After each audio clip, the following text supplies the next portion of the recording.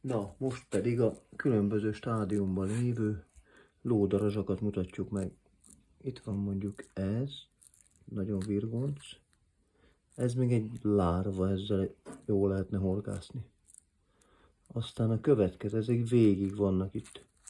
Látod, még egy. A kettő még volt egy lyukban. Az nem lehet. Jaj, Azt kiugrott. basszus. Ne basszus az. Ja, bocs. A következő stádium, gyere erre kicsit balra. A következő stádium az ez volt, aminek már lehet látni a lábát, meg fejét, az véletlenül lemaradt. A pótruhát, mindent meg tudsz különböztetni. Akkor a következő stádium az ez volt, ahol már színe is van, meg feje, szeme ki van alakulva, de még egy-két nap vissza volt ebből.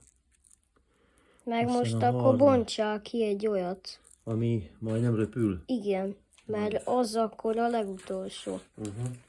Ja, hát, vagyis az a legutolsó, ami már repül. Ja, Ugyebár. na figyelj, de ezért. Na, És itt igen, van ez, és az. jön ki magától. Igen. Hopp, csak ezt elkapom, mielőtt itt ránk repül. És így, hogy harapja már izé. Kapd el. Ez meg teljesen készen van. Ez már szúr, harap, így olvas, kölcsön ad.